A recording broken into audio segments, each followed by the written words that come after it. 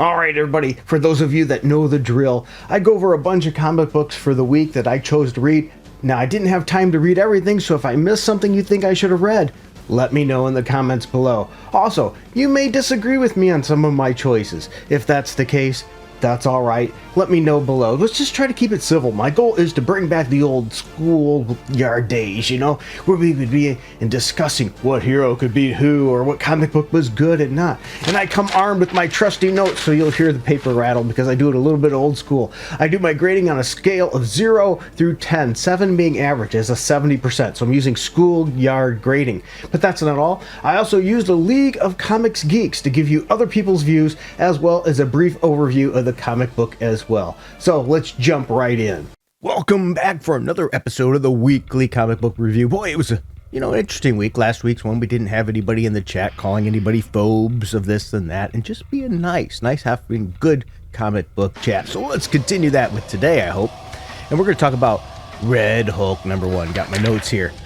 Had 90 ratings with a 4.0 score, very positive. I gave the book a 7.5, not as high as them, but that's pretty usual for me. With only 90 ratings, though, that's not saying that this book is getting a lot of reads, so that's sort of sad there. It's nice when these maybe other characters, I think, get some more attention. This book has another cover, too, that's pretty dang cool. Anyway, writer is Benjamin Percy, artist Gabriel Guzman. And the reason I like this because it's getting characters that we're getting to see more of that we don't see much, like Machine Man and Deathlock. So it's I like that. I think it's a nice change of pace. Anyway, this issue focuses on Thunderbolt Ross launching a mission into Latveria to confront his enemies and clear his name. Yeah, he's a fugitive in his own country, but he manages to still call in a favor from some secret allies within the government. The objective is to travel to Dr. Doom's country to clear his name and take on the villainous Werewolf and Dr. Doom. Well, his makeshift team of Deathlock, Machine Man, and Wildstreak don't do a great job, I guess, of going in unnoticed, because let's be honest, you can't get through with anything without Doom knowing it. So their cover's quickly blown and they're attacked by a robot conductor and then a whole bunch more robots. Ross transforms into the Red Hulk and tears a train in half to escape. And the team gets within striking distance of their objective, and Ross is back in command. He prepares his allies for this confrontation next with Doom, potentially, and the Werewolf. Will they be successful? Well, only time will tell. I think this book had some decent art and some good story progression. If you want to try something different, this has been an interesting series. We're issue 9 in. I don't think it'd take too much to get into this and find it. Looking at other people's reviews, though, they are a bit mixed. So I'm going to read first with one that's a 5-star review, just part of it here. It says, "Man, this was epic. I enjoyed this series so far, and I'm actually a little sad to see it go. Hopefully they run it back another 10 issues. Okay, I'm going to stop right there. I don't think that's going to happen. I'm sorry, this is Marvel. It'll be game over. And plus, with the readers not that high, I don't think it's going to happen. Here's a 4-star one. I'm just going to read the first few lines of it, too. I really like this issue, and I think it's been one of the strongest of the series. Gutsman's art was a nice welcome change.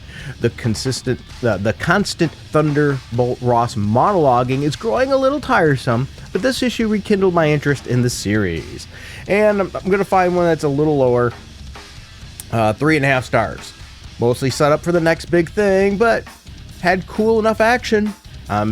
Sad a lot got pushed to the flashbacks instead of seeing everything from the fight." Okay, and those are some valid criticisms. Thank you, everybody there for our League of Comics Geeks for sharing your thoughts.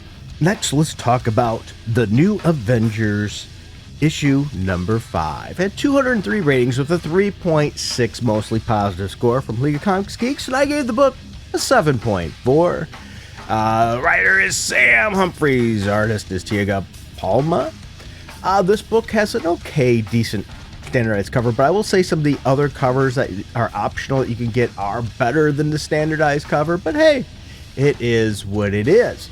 Anyway, the primary conflict in this one revolves around, well, a monstrous clone. Yep, they're going after the clone of Reed Richards. And these clones, all of them are out there trying to stop them. And I will say that the interior art is not very good in this issue. I didn't like that. I think that was definitely a down point of this particular one.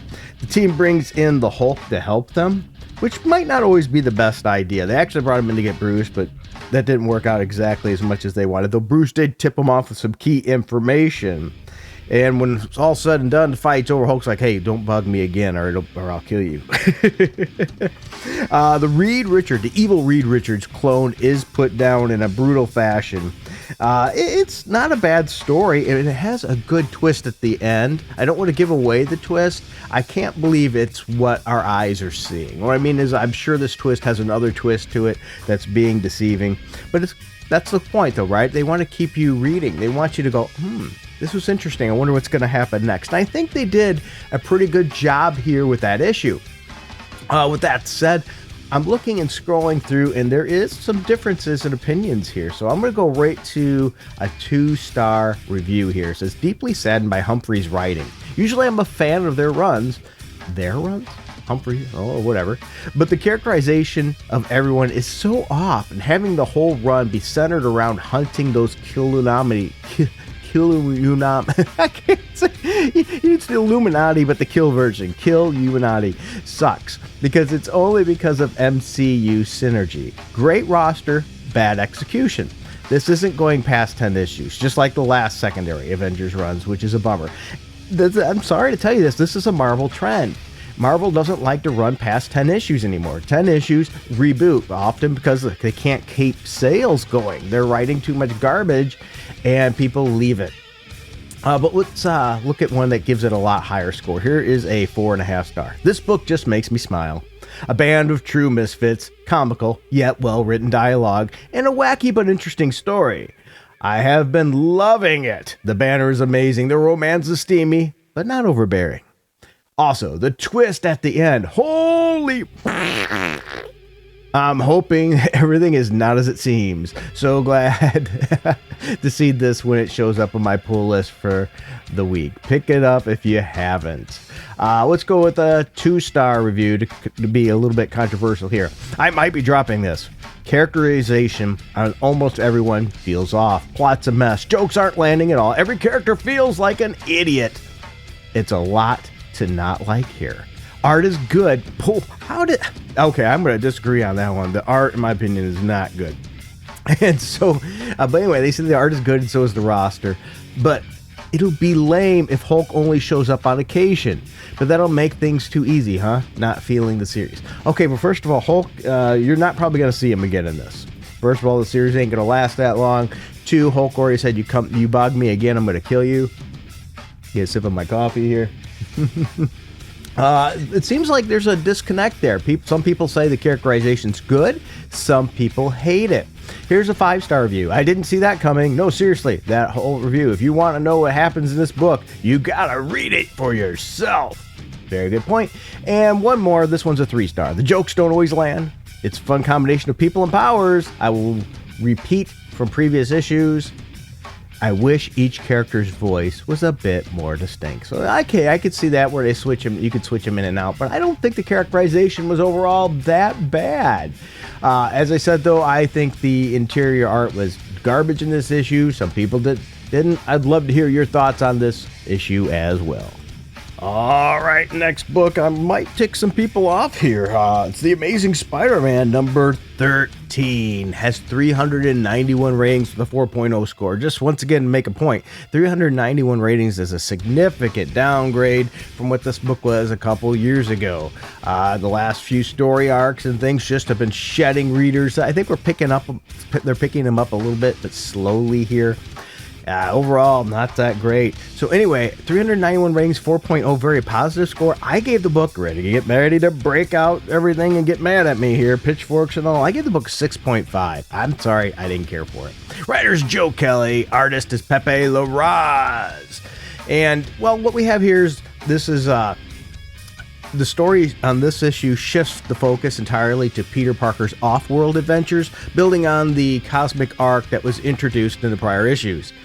It does emphasize character-driven interactions, tries to have a little humor, as well as maintaining high stakes with a high-stakes soap opera in space, if you will, showing Peter's inherent heroism and how he's different than your average character. But back on Earth, Norman Osborn and Ben Reilly continue filling in for Spider-Man, but we don't really get much about that. boy, here we go. We get Rocket Raccoon in here, and that's all right. All right, we get a symbiote entity and some other new companions that nobody will probably ever give a crap about. The group is fleeing through a galactic area, visually stunning, interesting. It's got some interesting areas there and things like that. It's setting Spider-Man in a different kind of atmosphere. But here's the thing. I know some people love this guy's art. I thought it was very mediocre. I don't think this was his best work either. And Spider-Man in Space, I don't know if you like it. It's just not for me. I cannot get into this series, this story arc with him in space at all. I know they're trying something different. Don't get me wrong. I found I had to power through to read this one. I didn't even want to read the dialogue. It does have some open order covers and special ones. Some are okay, some are yeah. And I'm going to look at some reviews to see how people feel it's different, because it got a very high score. By the way, there is some good retailer exclusive covers, though, for this book. Anyway, here's one that's a 4-star review. Back to the space stuff. This issue picks up with Spidey and the newly freed aliens. Yep, that the prisoner that they were kept locked up as prisoners. It ties in somewhat with the Imperial event currently going on, but I confess I haven't read any of the Imperial yet, so a sort of Easter egg definitely will go over my head. Okay, now there's a thing too. I have not been reading any of the Imperial thing either, so maybe that's why I couldn't get into this. If you think I need to be reading that, it'd make this make more sense and entertaining, let me know. Here's a 2.5-star review. ASM gives so little to talk about, good and bad. This is a generic inventory story for any character through and through. Not awful, but just nothing to it. Now, I don't agree. I will say that one of the things they did right is showing Peter Parker as a character and his heroism and why he's different there. But the rest of it didn't settle with me. The good. Larraz crushes on art. Great action. Colors, too, work great with this art. It's an effective introduction to the crew. Peter's still training is neat, I guess. The costume is cool enough. And Alien Girl's cute, I suppose. Okay, well, a couple thoughts there. I didn't find the art good. I think the other characters that are introduced are lame at best. I don't like this version of Peter Parker's costume either. I don't dig it at all. Sorry, not for me. Now, they're bad. These characters are just horribly generic, and that I agree with, in both design and characterization. Generic colored skin, alien girl that's just angry and bloodthirsty, will learn empathy and a softer touch from Peter. Exactly. You know, who knows, will probably be a short-term romantic love interest, I'm guessing there too. Yeah, I tend to agree a lot with that. It doesn't go over well at all. Other people, though, right there responded to that they thought the art was not good either. So I think this artist is hit and miss for certain people. It really is all over the map. So what is your thoughts on The Amazing Spider-Man? I had my notes here. You heard my thoughts on it. I'd love to hear yours. And let's soar to the skies for Birds of Prey, number 26, with 143 ratings, 3.7, mostly positive score. Leave Comics Geeks, and I gave the book 7.5. That's not bad, right? Not bad at all. Writer's Kelly Thompson, artist is Sammy Brasier. The initial cover is sort of interesting. Remember, you need a cover that captures your attention with the perspective point of looking like you're seeing somebody out of a trunk is pretty good. There is some other covers which are better and a mixed bag overall. So what do we have in this issue? Well, our birds go into the game, if you will. They're going into a digital realm where they're trying to use these disguises that we've seen from before as avatars to blend in. And from there, well, calamity ensues, right? They're solving puzzles, showing their brains, but Barda and the Black Canary decide, yeah, you know what? We're going to split off and kick some butt here. And they do that. Overall, it's a pretty decent issue, showing some intelligence of the team, some team dynamics, and a little bit of action to go, but also how things are getting twisted against them in that game virtual world is sort of interesting. Birds of Prey continues to be just okay. Nothing I'd run out and say, you have to get this series, but nonetheless, not anything too offensive either. Now, while I say that, not everybody agrees with me. This person gave the book a 1-star review. Wee Huey did. Anyway, it says, this was really boring. There's just not much else to say. The villains are lame. The plot is lame. I still have no idea what's really going on. I guess it's part of the point, since it's supposed to be a mystery. But I can't bring myself to really care about the Shadow Army and this VR stuff. Thompson is also going way overboard with the funny bits in this series. Every other interaction is supposed to be an oh-so-hilarious remark, but they never hit for me. Well, that's because women in general aren't funny. Ooh, I'm going to get some trouble there, but I want you to really think about it. How many female comedians are actually that funny compared to male comedians? Boy, you can set me on fire for this one. Maybe it's me personally. I find that there is, don't get me wrong, is some funny females out there, some great funny women, but the majority of them aren't as funny. And in terms of actual plot in this issue, it just feels like her heart isn't in it. Jumping from riddle to riddle at breakneck speed, and in the end, they kind of just solve what the bad guy's trying to do. How do they do that? No idea. Just reading for Cass, and she is still a meh version of who she is supposed to be. Anyway, glad her run is ending soon, but sad the birds won't get a new writer apparently. Is that the case? Is this book series ending soon? It wouldn't surprise me.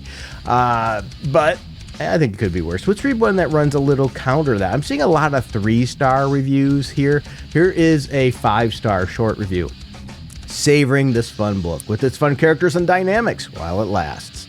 Sin is really coming to her own. Cass is shining. Bart is hilarious. I'll miss them so much. So I'm guessing then that this series is coming to an end pretty soon, probably after this story arc. I didn't realize that. I don't think this is anything I'd be greatly missing. I wish this could maybe continue with a better team, different art style maybe too. But that's me. What are your thoughts on it? I'd love to know. The next issue I want to talk about is, well, another ending, if you will, the JSA number 12. Yes, the JSA's back against the wall as the nameless ones have entered our plane of reality. And what did people think? Well, 184 ratings, 3.7 mostly positive score on League of Comics Geeks, and I gave it a 7.5. Right? Never count out the world's first super team, with Jeff Lemire writing and artist Diego Orletti, which I completely butchered, with a mediocre cover on this issue. Not much for other covers either. If you like these classic characters, Dr. Fate, Dr. Midnight, Flash, Green Lantern, Hourman, Jade, Black Canary, Wildcat, Obsidian, Kid Eternity 2, Jesse Quick, Fog, Hawk Girl, not Hot Girl, Mr. Terrific, Red Lantern, and many, many more. You might want to check it out, but this is the team comes together to strike back. Ted actually comes up from beyond, Wildcat, Ted Grant, to help. So his story, even though he's dead, is not exactly over. Good story end here. And a new story arc is beginning from these pages. So Joshua Williamson and Scott Snyder are writing this. Did a pretty good job. Artist is Xavier Fernandez. I didn't think did so bad as well. I'm enjoying this somewhat, but I see areas where it could be improved. I'm looking at scores right now in League of Comics Geeks, and they are a bit mixed. So I'm going to start with a little bit of this 4-star review. I'm not the biggest fan of the trope where reserve heroes come in to save the day, and we did get that. They were all called in to help, but this was mostly good conclusion to the first arc. I'm hoping we see bigger changes to the roster as time goes, because we have a lot of characters. I think it's a good point, but I do like to spend some time with each one to get to know them better. Here's a 2.5 star, just a bit of that one. This is really weak conclusion to a painfully decompressed and dull book that hasn't had a single spark of creativity since the beginning. It's generally a competent story, sure, but it's just empty. I definitely won't miss it. Lemire should go back to Image. I don't know if he's ever written a great book for DC. He seems to do so much better with original characters. Woo, that was a little bit scathing there, especially for the amount of stars they gave it, but I guess it is what it is. The last issue I want to talk about this week is Batman number 2. Now, this is interesting. It has 2,215 ratings with a 4.5 score. That means a lot of people are probably picking up this book. I gave the book a 7.7, not as high as they did, but I did like it, but there is some issues I have with it too. So bear with me there. The writer's Matt Fraction. Artist is George Jimenez, which I think do a good job. There's also some really interesting open order covers for this. So that's pretty cool. Now, what makes this interesting to me is what we've been needing a little bit of, okay? This is the second issue of this new series, so bear with me. But this one shifts automatically the spotlight to Robin, the Tim Drake Robin. And what I like about this particular part is they focused on him as a hero, not as a bisexual or not as gay. If you look, the last series we've had on him was all focused on changing his sexual orientation. His sexual orientation came before him being a hero. In this case, we focused on him being a hero. Hopefully they drop that whole bisexual thing that never made any sense. Put him back with Spoiler. That was the best thing in my opinion. They were one of the longest and best duos, couples if you will, in DC Comics. I don't think they'll ever do that. It'd be nice if they did, but maybe they just ignore it here. Because that was nice. And that's what we get here. A tense, character-driven story that highlights Robin, Tim Drake, as the tensions are escalating with the Gotham Police Department. And it is definitely showing in this issue. You see, the story picks up after the last issue, of course. And this one here, we get Tim Drake. He gets injured. He was helping out a person, of course, capturing some criminals, if you will. But here's where it starts getting a little bit making me question things. You see, in this issue, he breaks up a robbery, and they were stealing baby formula. I'm sorry here. They make it like, they have to hit on the social services. I don't know if people realize there's a lot of social services out there. There is no reason to have been stealing baby formula. That was just a little silly. So that might be a self-proclaimed, little on my soapbox kind of thing by the writer, shoving that in. There's a lot of resources. If you don't realize that there's a lot of resources, if you need them, contact your local agencies, go to your unemployment agencies and things like that. And talk to some people. There's lots of ways to get these things. So I think the writer here is just a little ignorant on reality. Of course, this is a fictional area though, so maybe those things don't exist here. There we go. So I try to save it on both sides. Well, anyway, we have Commissioner Savage really putting the screws onto Batman and Robin here. And Robin was, capturing and stopping these criminals. Well, the cops come and end up shooting Robin, Tim Drake Robin, as he's getting away. And they lock him up in this vehicle with the other bad guys. So, of course, calamity ensues. But I think this is another good point here. It shows Tim Drake and how he's such a good fighter. He's already injured a bit. He's been shot, and he's still whooping all these guys' butts that are much bigger than him in a very confined space. And then Batman comes to break him free. So there is this. It's good art here. We show Tim's good overall fighting skills, which we haven't seen in a long time. We've seen Tim run around, bouncing around and talking, whining about a boyfriend all the time. That's what we really got. And here we put the emphasis back where it should be. Let's make Tim Drake good again. Maybe that should be let's make Tim Drake great again. Maybe that should be the headline of this story. I don't know. That would be interesting in my opinion. Now, while looking at the reviews, there's a lot of positivity here. So I'm just going to read a couple lines from a few of them. Here we go. Holy gunshot wound, Batman. That was from Leon 10. That was a good little title for your review here. I used to pray for times like this. Not only did Tim Drake do something, he showed that when well written, he is that guy. Bravo, bravo, bravo. I agree 100%. Here's another person. Comic Supreme said another really good issue. I'm loving this run. It feels so good to have a monthly Batman comic that I'm excited for. This issue takes a step back and focuses more on Tim and his thoughts, which I do like. I'm not a big Tim hater like some, but I don't always love the guy. But so far, he's great. I'm really loving how Fraction's doing him. Here's the reason you love him. Is because he's put back onto the character he used to be when he had his own series, when he was awesome. Tim Drake, great character when he was written well. He has not been written well in a very long time. Cardiac Soul gave the book 4.5 stars. I gotta say, actually really have enjoyed getting just a couple short, relatively self-contained stories in this run so far. This issue certainly wasn't the highest stakes in itself, but I like a bit of that. And I really like getting to see Bruce be a dad, interacting with the Robins, at least so far. I'm starting to, since I started reading comics. Yeah. So I agree with you there. I'm going to pop to one. I'm going to try to find one that's a little... Oh, here we go. 2-star review. Got to find something really that rubs everybody the wrong way, right? And this is from Wee Huey.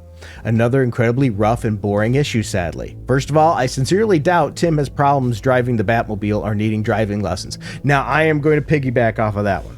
Because here's the thing. This did not make any sense here, okay?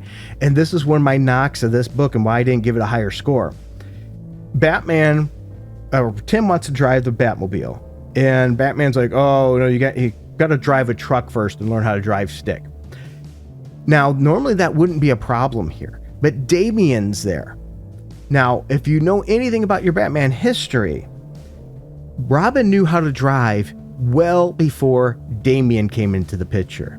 Robin had the Redbird. He had his own car. So whoever is the editor for this really missed the mark on this part. This was a key editorial issue in my opinion. So if that's why this person here, Wee Huey, was getting on it, I agree. Plus, Tim is really smart. He should be able to drive a stick, right? So anyways, this kind of depends on when the flashbacks took place. And see, that's key there. But remember the good old days here, Young Justice days. He was driving the weirdest vehicles and was up to all kinds of superhero crap before Damian even appeared on the scene. And that's my point too. If you knew it, he drove all kinds of stuff. He had the Redbird. He could drive the Batmobile well before Damian ever appeared. So if this is a flashback even, using that as an excuse still doesn't make sense. No villain again in this issue and no real fight against an actual villain. Okay, Savage still commissioner, which feels all kinds of wrong. Both Tim and Bruce getting shot? Give me a break. They're more aware of their surroundings. Yeah, Batman took a shot in the back of the head. Woo! I guess Paul Rubin might have been around. Anyway, Tim also got a shot. Yeah, I got shot too. But I don't have anything against that. They were trying to take care of things and sometimes things happen, right? The whole Batman is the enemy of the GCPD thing is lame. I don't agree with that. I think it's a nice turn. And here's the thing. I don't think we always need a major, massive villain. And we didn't have that here. It's more of a, if you will think about it, their location is the villain, right? Because the police are against them, because the commissioner's against them. It's just the whole area where they live. Gotham is the villain in this case. And I don't think that's a problem. Actually, I like that a lot. So as I said, the only reason I didn't give this book personally a higher score than a 7.7 is because the way that Tim Drake, the not knowing how to drive, I had to deduct a full point for that because that was really a miss in understanding the story, the evolution of the character. But with that said, maybe that's why he actually wrote the character well, because maybe he didn't know all the crap that they've done to Tim Drake Robin and allowed Tim Drake to be written as a good hero. So maybe there's a benefit to that too.